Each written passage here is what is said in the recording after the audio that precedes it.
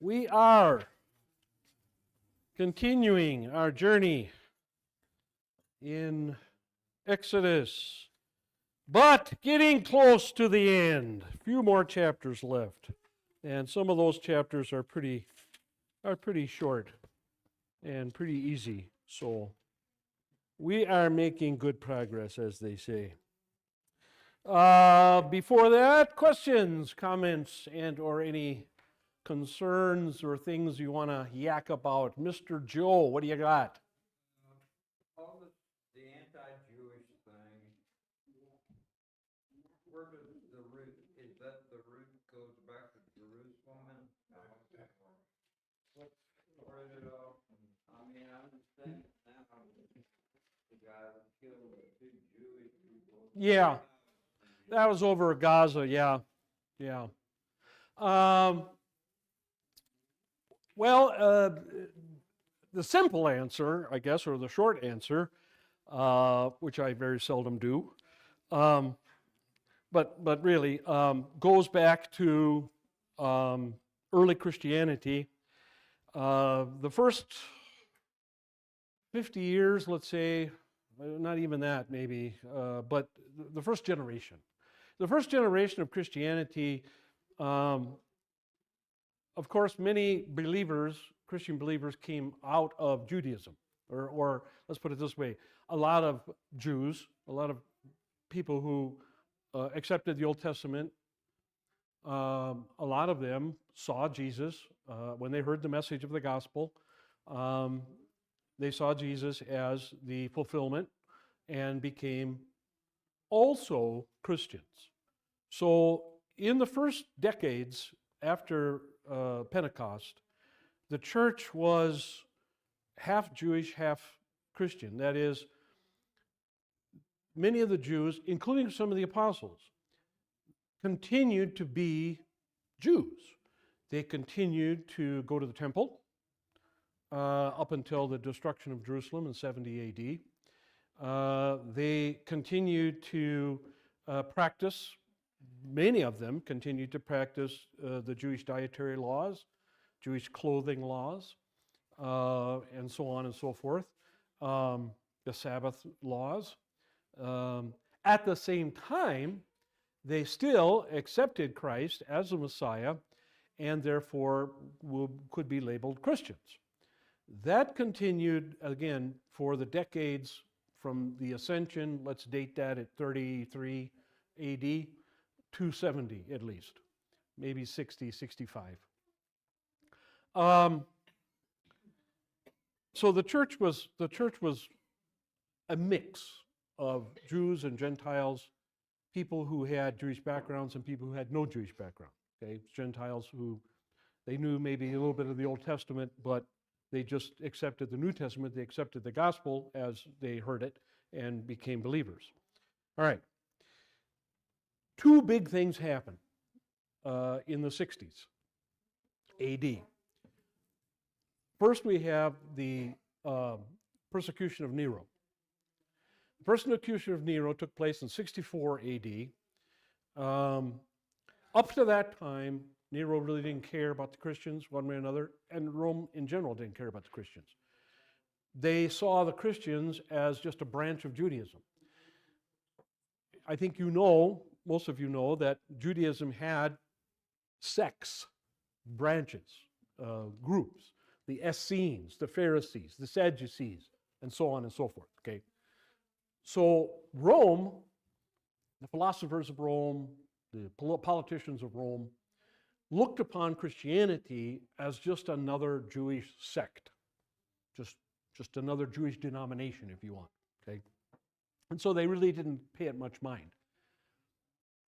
You have to remember that way back when, the first emperor, Augustine, was very impressed with Judaism and therefore gave Jews a break. In other words, Judaism was the only religion that was allowed to be alongside Roman religion. Okay? Jews were not ordered, they were not commanded to burn incense to the emperor, for example. They could have their own religion. And that was the only That was the only exception in the entire history of the Roman Empire. Because Augustus was, Octavian, was very impressed by the moral code in the Old Testament, he liked Judaism. He didn't become a Jew or anything, but he liked Judaism, and so he cut them a lot of slack. Okay, all right. So the emperors, the politicians, the philosophers, whatever, they didn't much care to attack Judaism the first 60 years of the century. Therefore, they didn't attack Christianity either. First 20, 30 years it was around. They just figured, well, these are Jews, who've just got a new angle. It's like the Pharisees have the angle, certain angle, Pharisees, Sadducees, whatever. Okay, all right. But when Rome burned, and many people blame Nero for starting the fire, I don't know that that can ever be proven, but it may have been. Rome needed a good cleaning. It was a mess by 64 AD. It was a hodgepodge. It was disorganized. It was full of garbage. It was full of ugly tenements, ghettos, and it needed a good redo. So, and Nero knew this, and Nero was in his first years as an emperor was a very good emperor, very civic-minded, did a lot of projects, helped the people of Rome a lot, did a lot of infrastructure deals. So he was a good emperor at first. By 64, he was starting to get a little crazy, and that's why some historians believe he set the fire to clean out the bad part of Rome. The fire got out of control, wound up burning about 2/3 of the city, and destroyed a lot of wonderful things, whatever. His advisors, we don't know who particularly, but his advisors suggested that he blame the Christians for this. They were new relatively to Rome, only been around a few decades. Rome was already 5 centuries old by that time. And they were not liked a whole lot by the people of Rome. The regular people of Rome kind of looked down on the Christians because the Christians didn't want to participate in the worship of the Roman gods. They didn't want to participate. They criticized the Roman games, the gladiator games. They held themselves aloof. They were not promiscuous. Okay, they did not make use of the temple prostitutes, things like that. They did not. Many of them did not eat from the stalls, outside the temples that provided meat for people. They just they separated themselves, and Romans didn't like that. Romans thought of themselves as kind of better than everybody else, and so for Christians to come in to live in Rome and to act like they are better than the Romans didn't like that. So it was kind of good political sense for Nero, for his advisors to say, hey, look, why don't you blame the Christians? Say it's those Christians that are living in, and they were kind of clustered in ghettos in places in Rome, and everybody of course had their own little barbecues, their own little fires, and cooking their food, and so it was an easy blame, okay, to blame the Christians. And the Jews took part in this. That is, the Jews who had not yet converted, the Jews who had synagogue, who were not accepting of Jesus as the Messiah, they joined in this, to the extent that in future years, the Jews persuaded the Roman politicians and the Roman philosophers that Christianity was not a branch of Judaism. So those are the two things that happened. One, the fire blamed on the Christians, okay, that the Jews jumped in on. Two, the Jews themselves distances themselves from the Christians, saying they are not part of us, and so don't cut them any slack. And the Romans basically listened to this and said, oh, well, if that's the case, if they are their own religion, not part of Judaism, then they have to burn incense to the emperor, and they have to take part in the worship of Roman gods, and et cetera, et cetera, et cetera. And of course, the Christians didn't, which then led to persecution, which then led also to the Christians being very upset at the Jews. All right? So that's kind of the beginning. That's how it started. The Jews and Christians got along the first 40 years or so until the fire of Rome, and then after that, the persecution of the Christians continued throughout the Roman Empire up until Constantine, and the Jews were always joining in on this. And therefore, the gulf between Jews and Christians widened. Well, what's going to happen? When Constantine becomes a Christian and legalizes Christianity, and then a few years later, when makes Christianity the only official religion of Rome, the Christians are now in power. And what happens when you are the one who is on the end of the stick of persecution? Now you're holding the stick. What do? Well, you use it, unfortunately, you use it against those who used it against you. And so the Christians turned basically on the Jews at that point and began insisting that the Jews convert to Christianity, and if they didn't, that they would be persecuted. And that has continued pretty much to this day. Which is totally against Christ's teaching. What? Which is totally against Christ. Right. Yeah, there's nothing in the New Testament about that. Now, of course, what helped this along too was as readings from Scripture are being put together for reading in churches, so that you come up with what today is the historical lectionary. The same readings, I've mentioned this many times, same readings used, same gospel, same epistle, same Old Testament, same Psalms, pretty much, for every Sunday of the church year, 52 Sundays out of the year, okay? As that was being put together, one of the choices of the Gospels for the Passion period, the Lenten period, was the passage where you have the Jews in Jerusalem calling out, saying about Jesus, no, give us Barabbas. And, Pilate says, there's nothing wrong with this guy. What do you want me to do with him? Crucify him. Let his blood be upon us and our children.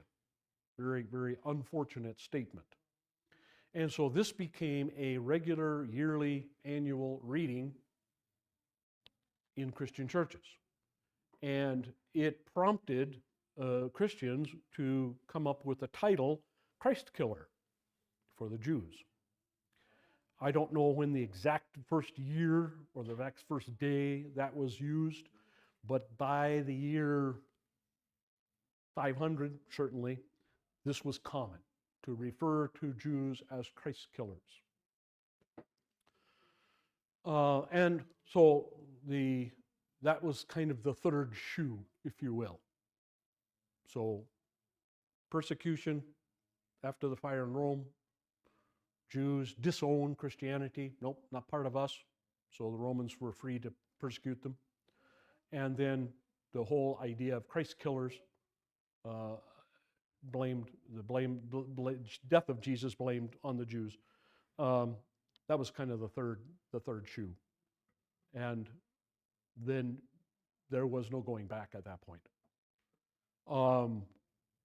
There were other events too that happened over the years between then and now. Many of them the fault of both sides. Sometimes the Jews would side with the Muslims in the Crusades. And this ticked off the Christians, of course, again.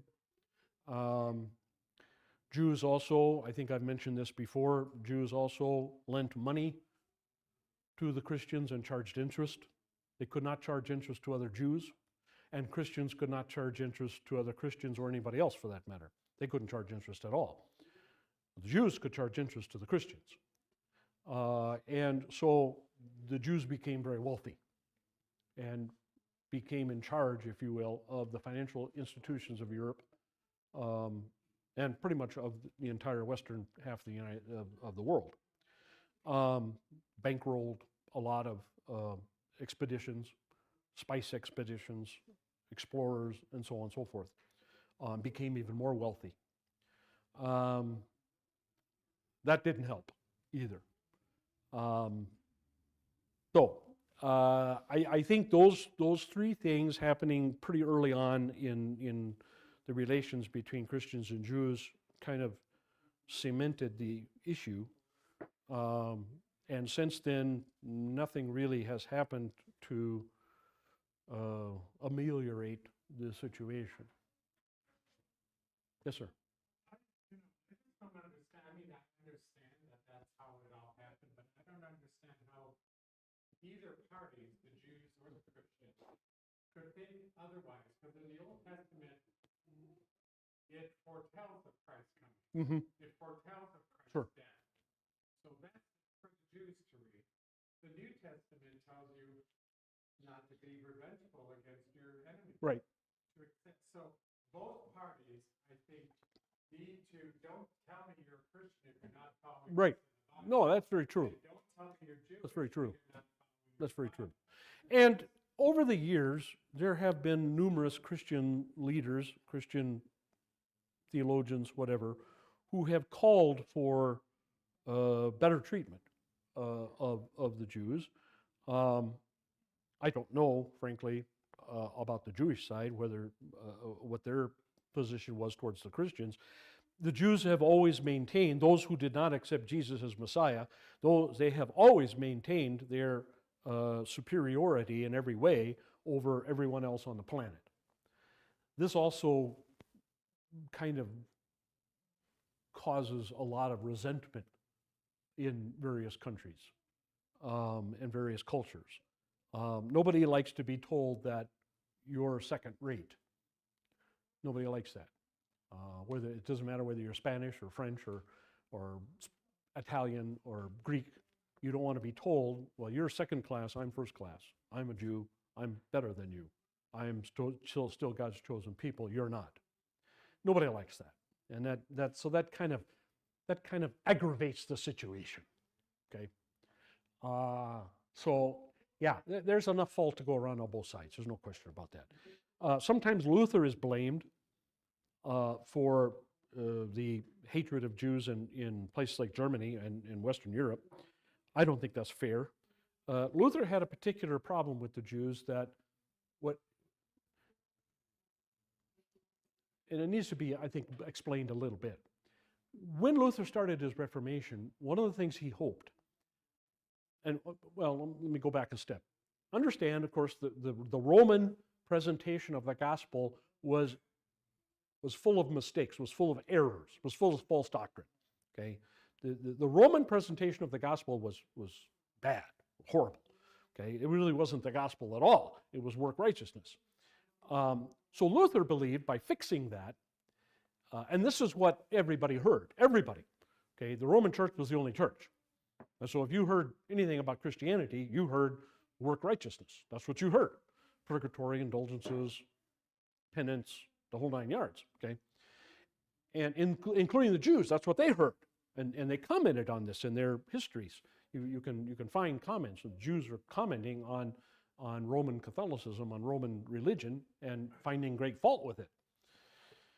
Luther believed, early in the Reformation, he said, once the Jews hear the real gospel from us, from the Reformed, from the Lutherans, okay, they will come around. Okay? And Luther had many friends among the Jewish population. As a matter of fact, when he translated the Old Testament into German, he spent a lot of time in the Jewish quarter of various German cities. Especially when it comes down to talking about the sacrifices, for example. He would go to a Jewish butcher shop and he would ask, what's the German word for, heart and kidney or from the Hebrew, okay? What word should I use for that, okay, to the butchers? And things like that, and other things, tailors, the clothes, stuff we're going through here in Exodus, the embroidery and the tabernacle and all kinds of stuff. So he spent a good deal of time among the Jews, and and respected them. Respected them for their knowledge of the Old Testament, respected them for their keeping the Hebrew language alive, and all that. And so he was very friendly to the Jews the first few years of the Reformation, and he presented the gospel to them. Okay? They, of course, for the most part, 99%, rejected his presentation of the gospel, just as they had rejected the Roman presentation of the gospel, which was understandable because it wasn't the gospel. Okay? He got very angry about this. Luther began to write to say, what is the matter with these people? I'm fixing, what the Romans did. I'm fixing it. I'm giving them the pure gospel, and they're rejecting it.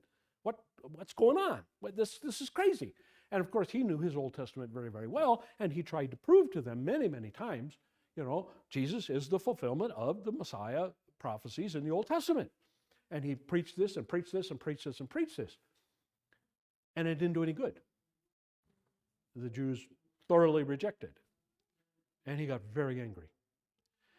And as he got older, he began to see other problems. He saw the problems, the financial problems, the Jews charging great deal of interest to Christians and gleefully doing so. And he saw that the Jews were, in many cases, acting immorally towards Christians. The Jews had the same attitude to Christians that Muslims had. If you look in the Quran, or if you listen to most Muslim theologians, they will admit that their religion teaches them that they cannot lie to another Muslim, but they can lie to a Christian or a Jew. Okay? The Jews felt the same way. The Jews felt, well, we can't lie to each other, but we can lie to Christians. Okay? We can't harm each other, but we can harm Christians. Okay? In whatever way, financially, whatever. And so Luther got very jaded, very cynical, very antagonistic towards the Jews later in his life, to the point that he wanted them completely separated from Christian society. And he wanted them thrown out of Rome or out of Germany. He wanted their synagogues burned down. He wanted their rabbis rounded up and exiled, and so on and so forth. Some very, very harsh measures. But to be fair to Luther, the reason he said this is because he saw that they were harming his people. They were harming the German Christians, his parishioners, if you will. And he wasn't going to put up with this. And so a lot of his diatribe, a lot of his criticism, a lot of his very harsh letters and writings against the Jews were because he saw them as very detrimental to his flock and wanted them gotten rid of. So there's a reason behind Luther's so-called anti-Semitism. But in a nutshell, that's pretty much it. A lot of people took off after that. I don't think Hitler's anti-Semitism was to put at the feet of Luther. His anti-Semitism began when he was born. He was born half Jewish, and he hated his Jewish half. So I think that can't be blamed on Luther. But a lot of people will. A lot of people blame Luther for the anti-Semitism in Germany, and that's not fair. I don't think it's fair at all. I don't think it's historically accurate at all. But what you're seeing now is, again, one side or the other. How did the milkman put it in Fiddler on the Roof? If we all take an eye for an eye and a tooth for tooth, pretty soon everybody's blind and toothless. And I think that's basically what the situation now between Israel and Palestinians is. They're becoming both blind and toothless. It's not helping anybody. And I don't, frankly, see any end to the cycle at all, unless by some, I don't know, a miracle, if you want to use that word, the Israelis are able to completely exterminate the Hamas, which I don't think is possible, but if they do, that will end the cycle. But I don't think that's possible, frankly. You know. Where did the idea of the free Palestine? Did that go back? That goes all the way back to the Balfour Declaration. Balfour Declaration in 1920, whatever it was, by the League of Nations. Balfour Declaration said that at the end of the World War I, the Ottoman Empire fell. The Ottomans had controlled that part of the world. The Balfour Declaration basically said that Palestine should be divided up into two equal free states, one for the Jews, one for the current occupants, the Palestinians. That was the original proposal. Neither side liked that proposal, by the way.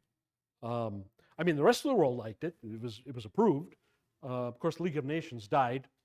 The Balfour Declaration was not done again by the United Nations, but similar resolutions, I forget what the number is, but certain resolutions were passed in the United Nations, basically along the same lines. Two independent free states of equal size, equal population. That was the original idea. Okay, this was before World War II, of course, and the whole genocide and Holocaust and all that. So, and the Jews by themselves, they never accepted it. They didn't want to divide the land with the Palestinians, and the Palestinians never accepted it. Everybody else accepted it, pretty much, but they didn't accept it. And so when you impose a solution on a group of people where the group of people do not want it, do not agree with it, it's not going to work. Another good example would be Yugoslavia.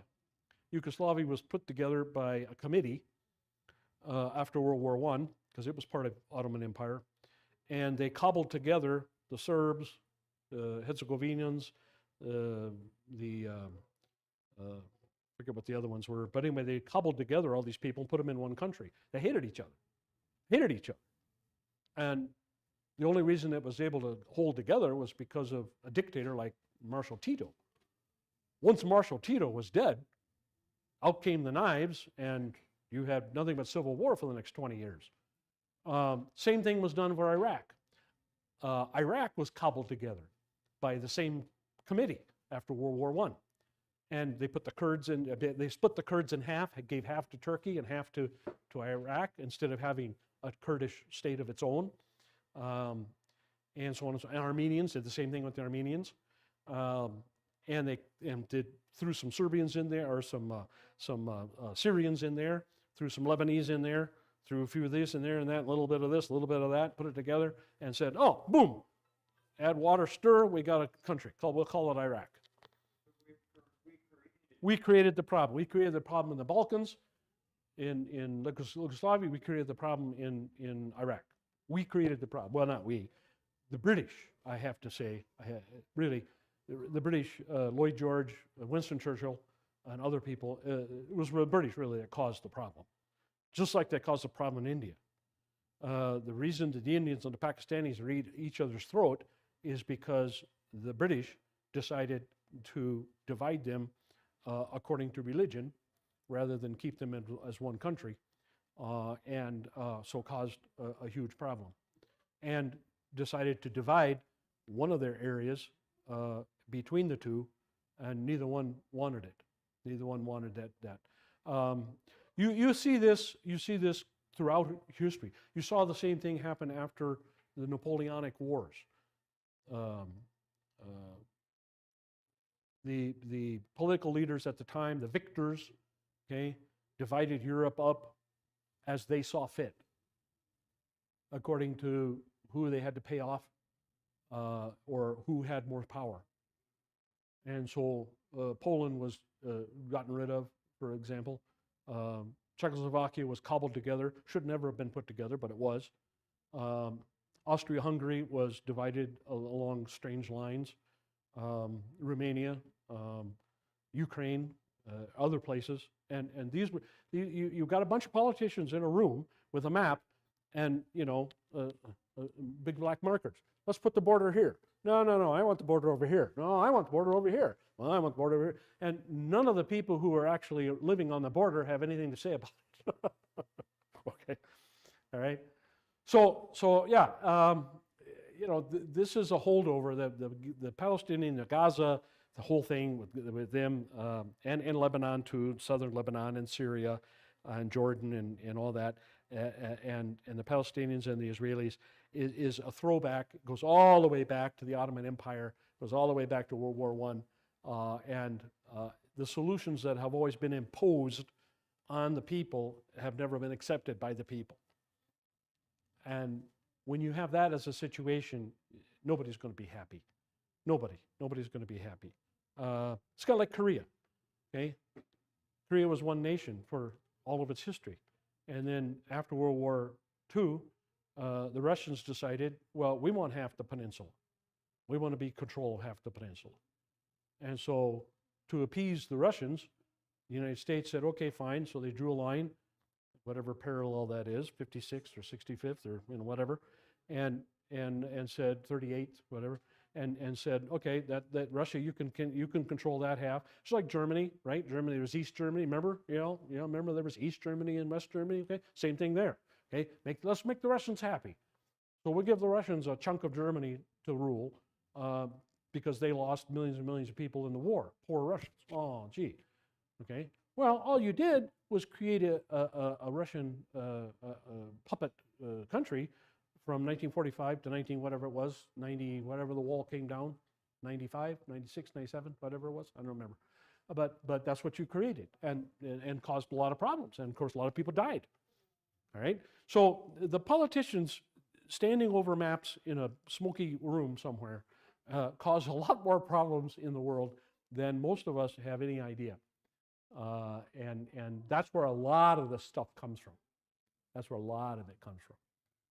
Just really, and I guess if you want to be fair, the politicians thinking, well, this is the best way to go. Well,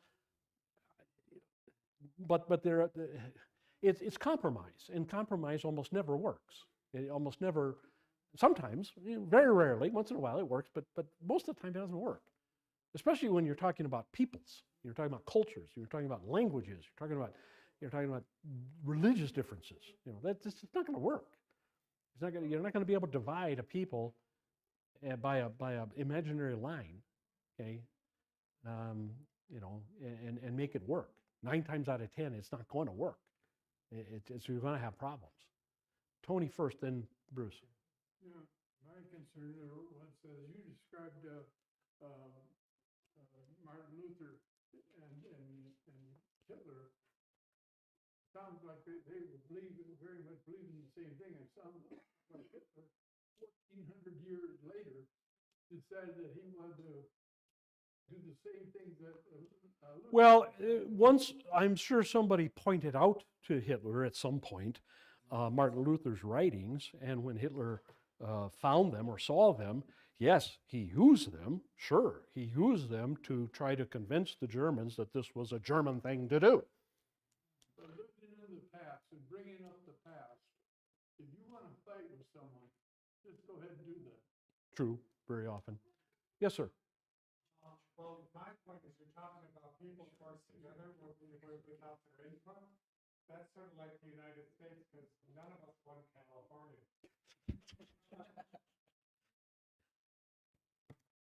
Thank you for that, Bruce. We do it to Canada. Well, I don't know that we want them either. Okay, real quick. I don't need to go into a lot on this. I don't have a paper on it or anything like that. The rod of iron, I got a question the other day about that. What is the rod of iron? And this is counterintuitive. You're not going to. What do you think it is? And we're not gonna. I'm not gonna have you look those up. I'll just read one real quick from Psalms. Psalm 2. Psalm 2 says, verse 9, is talking about the Messiah. Okay, I will give you an inheritance of the nations. You shall break them with a rod of iron. You shall shatter them like earthenware. What do you think that means? Huh? Swords? Oh, okay. Interesting. Rod of iron. What do you think the rod? Yes, sir. Ah, you're very close. You're very close. Again, very close. What part of the Word of God? Rod of iron. Break people. What part of the New Testament? What is that converts people to be believers? What turns people from unbelievers to believers? What part of God's Word? The gospel, that's right.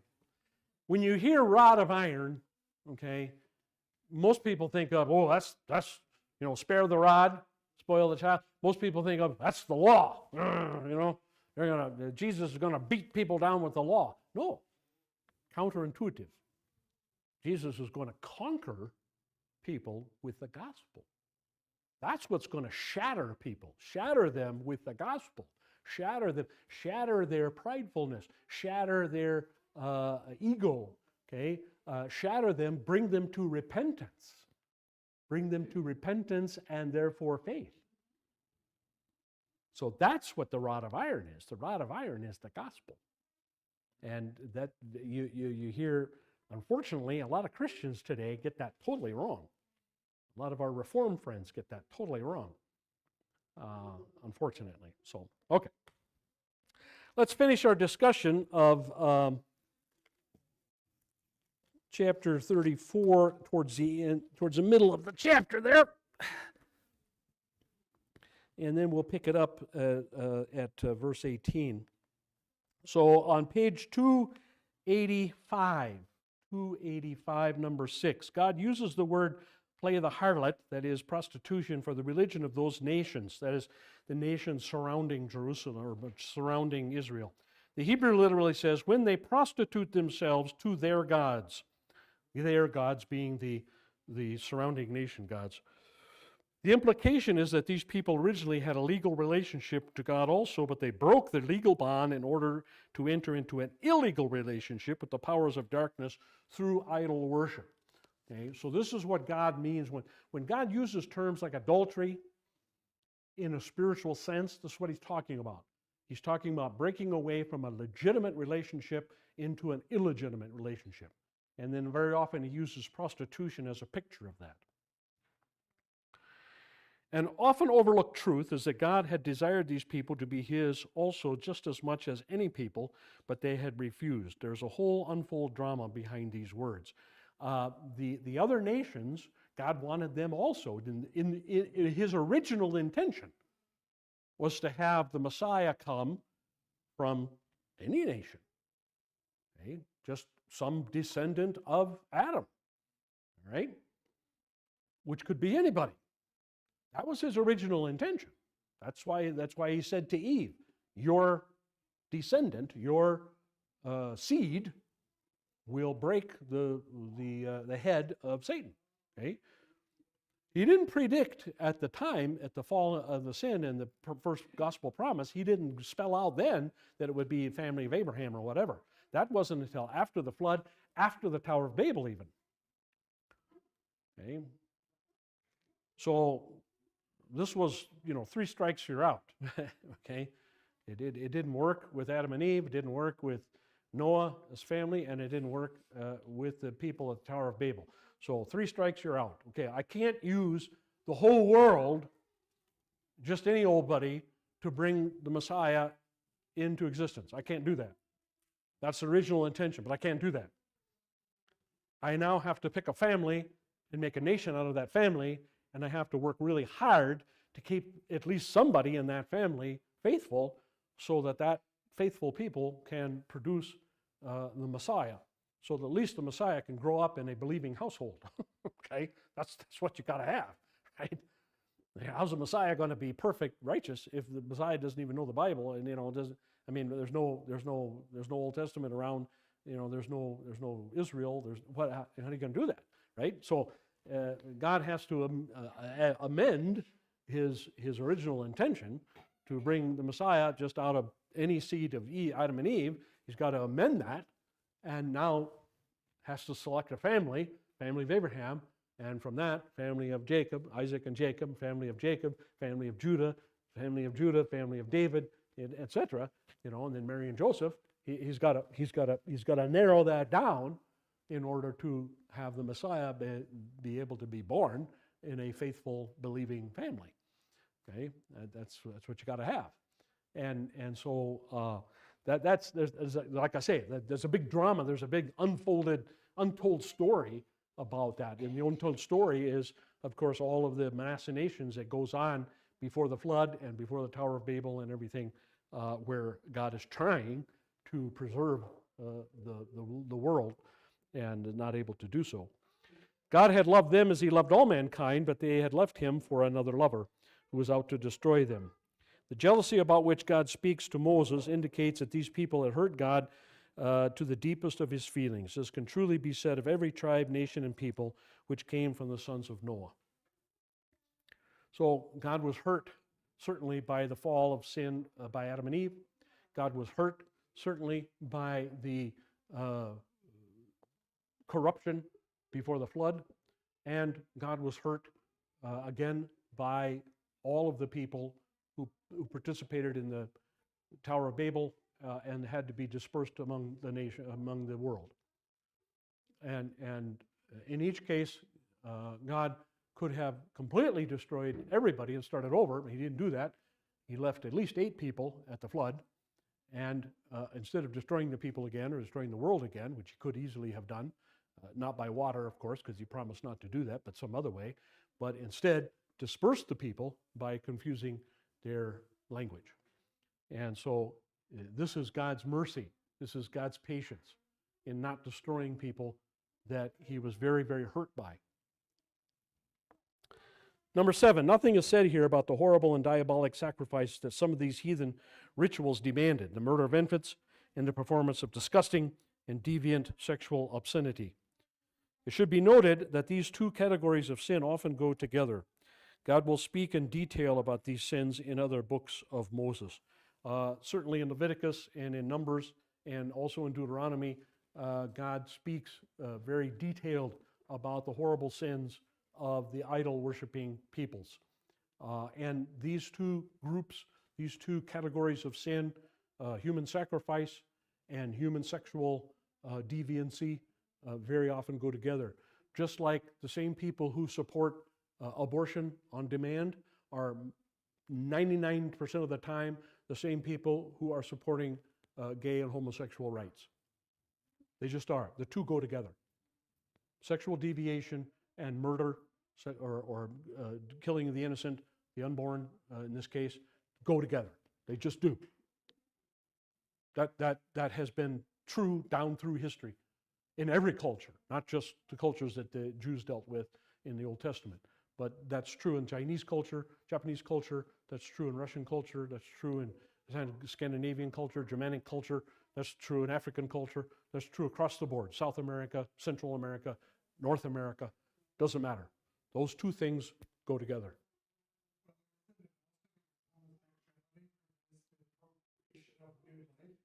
Yeah. They're both killing life, right? Good. Yeah, that's a good way to put it. Sure. Yeah.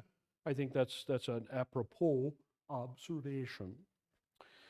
God ultimately sees all of humankind as his possession and wants all people to return to him. What significance does this have concerning evangelism? Yes, sir.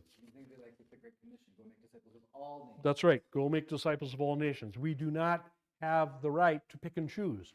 We cannot say, well, we're not going to go to the Armenians, or we're not going to go to the Aztecs, or we're not going to go to the Japanese, or whatever. We're not going to do that. They don't count. Everybody counts. And evangelism is, of course, for everyone, all nations, and so on and so forth. All right. 4 different feasts. Let's see. Yeah, let's pick up reading there. Verse 18. We'll read down to down to 20 anyway. Before we start talking about the Sabbath again. Chapter 34. 18 to 20. You shall observe the feast of unleavened bread for 7 days. You are to eat unleavened bread as I commanded you at the appointed time of the month of Abib. For the month of Abib, you came out of Egypt. That's the first month in their religious year. The first offspring from every womb belongs to me, and all your male livestock, the first offspring from cattle and sheep. You shall redeem with a lamb the first offspring from a donkey, and if you do not redeem it, then you shall break its neck. You shall redeem all the firstborn in your sons. None shall appear before me empty-handed. This sounds pretty legalistic, but again, there's reason for these particular commands of God that have a lot to do with His working out their plan of salvation. The Feast of Unleavened Bread, of course, is the feast that happens right after Passover. Passover and unleavened bread, one after the other. Passover is 1 day, basically. Unleavened bread, the next 7 days. So 8 days altogether. So 7 days besides the Passover day. And you do that the first month of the year. And then it goes on to talk about the firstborn. Remember that the firstborn, the idea there is that because God killed the firstborn of Egypt, Israel owes its firstborn that were passed over to God. Okay? So all your firstborn are owed to God. You can do two things with them. As far as the animals are concerned, you can do two things. You can dedicate them to God with money, or you can dedicate them to God by giving them to the temple, which in some cases it was done. Or you can kill them so that you can't use them. Okay? With your children, same thing. You can dedicate your children to the temple, okay, which was done in some cases. Case of Hannah, for example, and Samuel. Or you can pay the money. Now, you can't kill them. God doesn't call for that. But if you're not going to dedicate them to God's service, then you're going to have to pay God back for them. You're going to have to pay a price for them. You have to redeem them. This all plays into the whole idea of redemption. This is to teach the Jews, to teach the Israelites about redemption. Okay, that one can redeem somebody for another. We don't use that term as much as we used to anymore. We used to use that term back when you had green stamps. Everybody remember green stamps? Remember orange stamps, green stamps, brown stamps? There are all kinds of stamps, all right? And you would collect these things and then you would turn them in for a toaster or, whatever. Okay, we don't do that anymore, so it's hard to... I guess the only thing we redeem nowadays is our air miles, I suppose. We get miles for buying airplane trips, and after so long time we've saved up enough we can get a free trip or whatever. So we do redeem those. Okay, I guess there's other redeem type things too, but not as common as it used to be. In American history, the redemption idea was very prevalent in the very beginning of the Civil War, the war between states. When Lincoln instituted the draft, you could legally pay somebody to take your place. Okay? If you got notified by the government, you were drafted.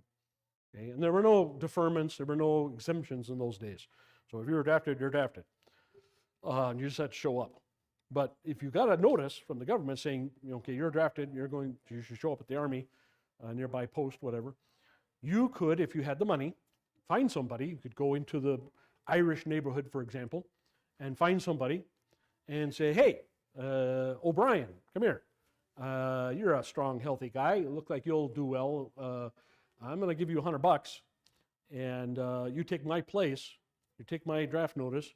Take my place, go down and present yourself and say, I'm here for Joe over here, or Frank Smith. I'm here for him. And they would say, oh, okay, all right. We don't care who it is, we just want a warm body. Right? This was after the first few battles. The draft was not instituted right away because the Union figured that the war would be over in a few months. So did the South. They both figured they'd. The South figured it'd be over in a few months because they said, "Well, we're better fighters than those guys. We're much scarier than those guys. We'll beat them up." And so they'll sue for peace in no time. The Union thought pretty much the same. And when they got their butts handed to them in the first few battles, they thought, "Whoa, this is not going to work." so that's when they instituted the draft. And so they just needed cannon fodder. Okay? Wars were still fought shoulder to shoulder, shooting 54 caliber steel balls at each other from half a football field away, 50 yards. Yeah, you can imagine getting hit with one of them things. My great-grandfather told me that the sound was deafening. And it wasn't the sound of the muskets going off. It was the sound of those 54 caliber, think about when you played marbles, steelies, okay? Ball bearings, think of a ball bearing that's about that big around, okay? Hurtling at you at so many feet per second, okay? The sound of those metal balls hitting flesh at those feet per second was deafening because it all hit at once. Thump, thump, thump, thump, thump, thump, thump, thump, thump, thump, thump, thump, thump. And yeah, it was anybody who, I have great respect for anybody who survived those things, because my great-grandfather survived the Battle of Shiloh.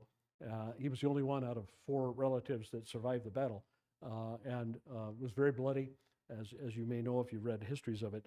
And some of the fighting, some of the firing was less than 50 yards. Some of it was 20 yards. There was a place called Bloody Creek in Shiloh that was literally 20, 25 yards maybe. It was so close that you could tell by the buttons what unit you were fighting against from what state, because they were all state militias in those days, in the early years of the war. And my great-grandfather recorded the fact that his group, the group from Tennessee, was fighting a group from Wisconsin. And they knew that because they saw the Wisconsin eagle on the button of the uniforms of the people across the creek. It was 20 yards, less than 20 yards. So you're firing at point blank range, 54 caliber musket balls. Yeah, that's tough stuff. Question? No, just to state that if anybody ever goes to southern Pennsylvania, they need to go to the Civil War monuments down there. And you can actually drive through Bloody Creek and you can rent headphones and they'll tell you. Oh, sure, yeah. It said that creek ran red with blood. That was Antietam, Oh, I don't think it's either. Maryland, yeah. It was just so heartbreaking. Yeah, yeah. And it had the sound of the cannons. And you can look up on the ridge and there's cannons sitting there. It is such a great experience, and it gives you a newfound Understanding, yeah. understanding and respect for what happened during that period. Yeah, Shiloh's down in Mississippi. If you ever get down by Jackson, Mississippi, in that area, you can go. You go up. Shiloh is right on the border between Mississippi and Tennessee, and Shiloh Church House, and it's pretty. They have the same thing there. They have the same thing at Antietam. They have the same thing at Gettysburg. You can go and do that, and yeah, it's pretty amazing. So anyway, redeemed. That's where redeemed. That's where the American experience of redemption is being. You can redeem somebody. Somebody can be redeemed for their draft into the service. What else here? Okay, like I said, this is the beginning of their year. The Jews, remember, had a secular year, or a regnal or a royal year, and they had a spiritual year or a religious year, and they did not line up. The first of the regnal year was different than the first of the religious year. All right, so this is the religious year. Okay. And then belongs to me, right? Okay, from cattle and sheep, you redeem, right? Like I say, break its neck, and so on and so forth. Let's go to the notes for a few minutes here. 286, top of the page. We doing okay?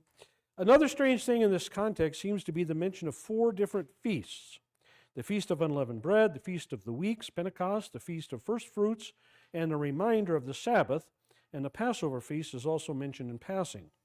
A closer look reveals the purpose of these reminders. The best way to say no to the devil is to say yes to God. This is done in observing these celebrations. So, remember what the context is. God is saying, don't be mixed up with these idol-worshiping people. Don't be mixed up. Don't get yourself all involved with the worldly, ungodly people around you. Well, how are you going to do that? Well, by concentrating on being involved with me.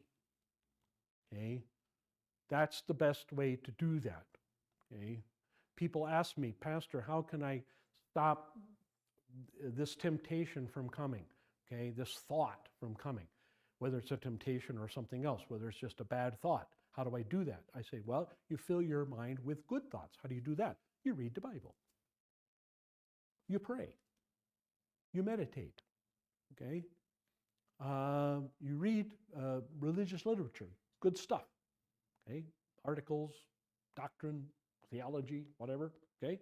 If you fill your mind with good stuff, that helps. Doesn't work 100%, but it helps keep the bad stuff out of your mind. You know, idle hands are the devil's workshop. Okay, so you keep your hands busy doing productive, good things. They're not going to be doing satanic things, evil things, wicked things. Okay? That is just a very, very good, simple rule of faith and life. Okay? If you want to stop evil, if you want to stop sin, if you want to stop wickedness, if you want to stop bad things, you fill yourself with good things. It's really simple. And so that's what God is saying here. If I want you to stay away from all of those evil nations and those heathen nations. And one way to do that is to focus and concentrate on all these feasts and festivals I give you to occupy yourself and occupy your mind in a good way. In other words, God tells his people to keep the memory of their salvation fresh. Nothing is more motivating in our fellowship with the Lord than the memory of what life used to be before salvation. Okay? So think of how much better off you are spiritually, emotionally, mentally, however you want to put it, than you were back before you were saved, if you have that kind of memory. Now, of course, many of us baptized as infants and in the church our whole lives, and so we probably never have much of that. But I'm sure you can come up with your own way to do that. True, we cannot pinpoint exactly the time and place of our conversion, but all believers are surely able to identify some turning point that allows us to compare after with before. We never want to be people who get bogged down in some kind of stale piety that loses its effect on our daily life. Okay? Even believers born, raised in the church, baptized early, Sunday school their whole life, church every Sunday, whatever, even many of them, myself included, have a point in their life or a period in their life or a day in their life or a year or a month or 6 months or whatever where they're, let's say, estranged a bit from their God, estranged a bit from their religion, or just not practicing it very much, or just not praying very much, or just not being really involved very much, and whatever problems in your life happened at that particular time. So you've got a way to look at before and after. You've got a way to judge, okay, times with God and times without God. All right, so everybody can do that, and that's basically what God's telling the Jews here. Remember how bad you had it morally and spiritually back in Egypt, okay?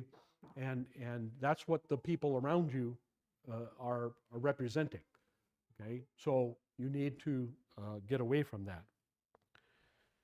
Without the reminder of the Passover, there would not be a week-long celebration of feeding on bread without yeast, representing a life without the pollution of sin.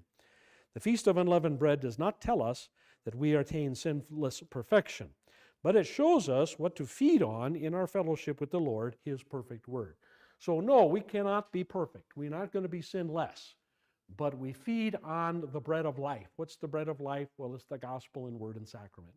How do we feed on the bread of life? We read the Word, okay? And then that includes the law too, but we read the Word and we participate in the sacraments, and of course that you do, and most of it, in the church. Okay, and so you keep your connection with the church. This is why the book of Hebrews tells us, do not give up meeting together in worship. Do not give that up. Do not skip that. Okay, that is an important thing to do. That helps in keeping your mind focused on your relationship with God. Number 11, there's also a logical link between the Passover and the consecration of all the firstborn animals. God reminds Israel that they are His firstborn son of all the nations of the world. God says through Jeremiah, I am Israel's father, and Ephraim is my firstborn son. Ephraim there is a metonymy speaking for all of Israel.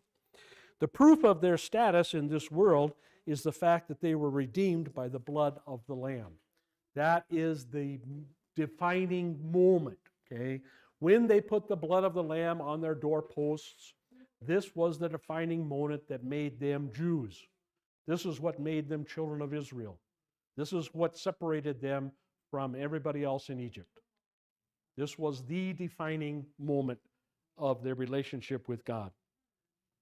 Number 12, there is also a strong link between Passover and the Pentecost. The Passover was followed by the celebration of the first fruits. These two feasts speak of a new creation which is founded on the resurrection of Jesus Christ from the dead. God looks forward to a harvest from every nation, tribe, people, and language, who will be standing before the throne and in front of the Lamb. People who have gone through death and who are partakers of the resurrection of His Son.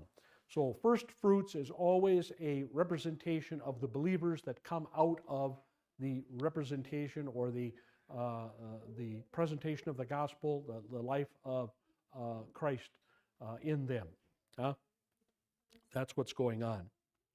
The celebration of these feasts of redemption and life will be an excellent protection against the imitations of the enemy offers in his celebrations of corruption, degradation, and death. Celebrating God's feasts will help us make us immune to the propaganda of the devil. So once again, fill yourself with church, fill yourself with the Bible, fill yourself with the means of grace in any way and every way you can, and this will stave off both temptation and Satan. Number 14, the Lord instructs Moses that these 3 times a year, all males of the nation are to appear before him. Oh, that's the next section. Okay, so let's finish off that section. So verse 21 and following. You shall work 6 days, but on the 7th day you shall rest, even during the plowing time, and harvest you shall rest. Notice that God does not make an exception.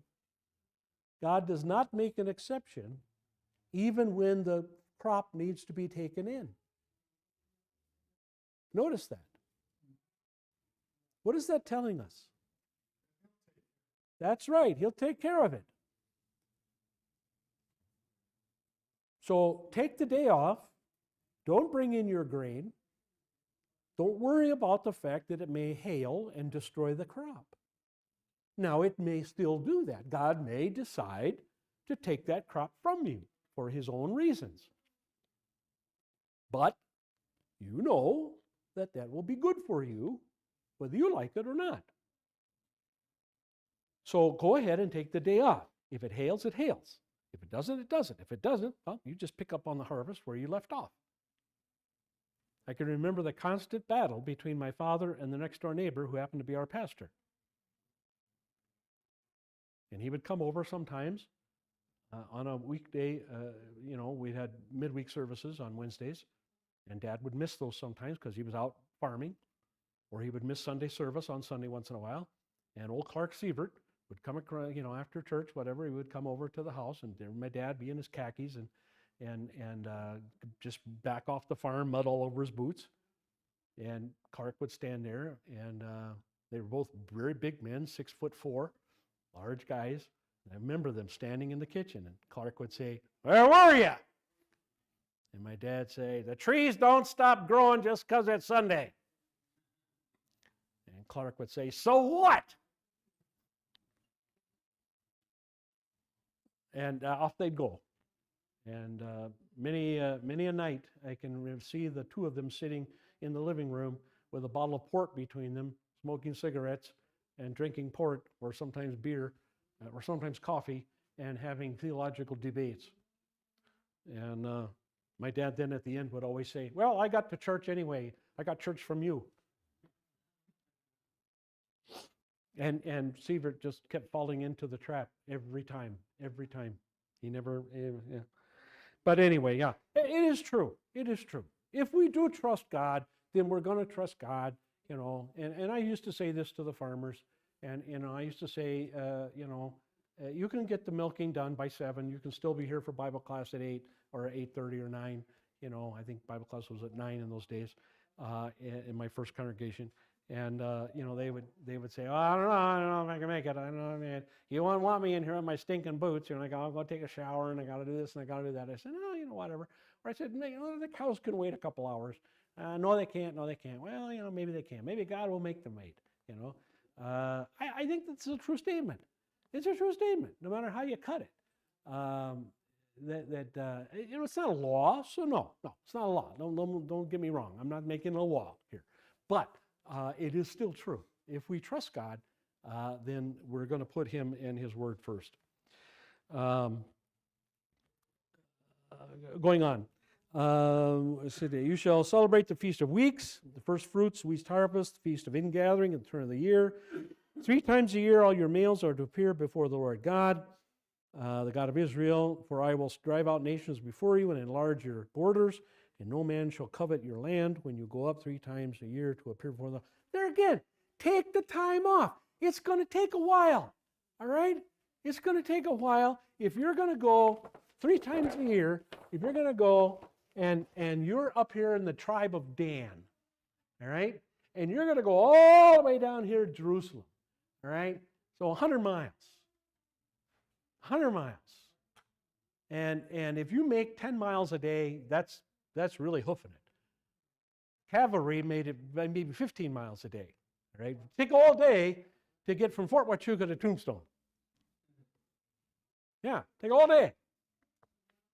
The cavalry. So if something was going on in Tombstone, you know, they had problems there, they had bandits, you know, whatever, and they sent a rider, or they had a heliograph, you know, the sun thing, right, the heliograph, and they sent a message to Fort Huachuca saying, "Help, help, help, you know, the Apaches are attacking," or whatever. You better have your powder ready, because it's going to take all day for them to get there. Okay? So imagine, you know, what God says, 3 times a year, okay, 15 miles a day, maybe 10 miles a day more likely. That's at least a week, maybe more, probably more, maybe 8 days, one way from the very top of Israel.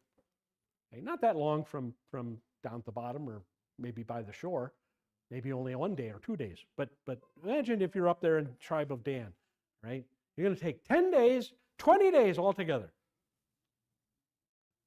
7 or 8 days down there, a couple days for the festival, 7 or 8 days back. Okay? You're going to be gone for a good part of a month. And what does God say? Nobody's going to take over your land. Don't worry about it. Nobody's going to, you know, you're not going to have squatters in your house when you get back. Okay? You're not going to have, you know, all your animals are not going to be all stolen, right? Your fences aren't going to be all broken. Your grapes aren't going to be all eaten. You know, your wheat isn't going to be all stolen. Don't worry about it. Trust God. Go ahead and do what he tells you to do, and he will see to it that everything's okay. And even if it's not okay, even that's supposed to be for your good. So don't worry about it. Okay? This is what I keep saying about this business of America being a Christian nation. If America was a Christian nation, we wouldn't worry quite so much about, you know, we wouldn't have this constant Pearl Harbor complex that we've had since 1941. We have this Pearl Harbor complex, okay? And even though the Bible is very clear, do not trust in chariots, do not trust in spears and bows, do not trust in generals and armies, do not trust in cavalry and princes, do not, even though the Bible is very clear of that, we still do. Our money is a big fat liar. We do not trust in God. We do not. We trust in our tanks, and we trust in our bombers, and we trust in our ICBMs, and our Trident missiles, and our submarines, and our jets, and that's what we trust in. We really do. Let's admit it. We should really admit it. And stop this nonsense that, oh yeah, in God we trust. No, we don't. We don't trust in God at all. And that's the fact check, right? I mean, really, we need to be really honest about that. Okay, we need to be really honest about that. Going on.